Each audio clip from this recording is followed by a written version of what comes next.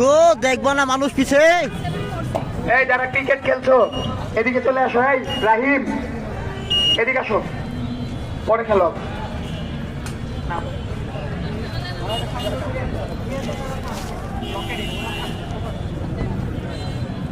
সহযোদ্ধারা সবাই একটু চলে আসেন, সবাই এসে একটু অবস্থান নেন।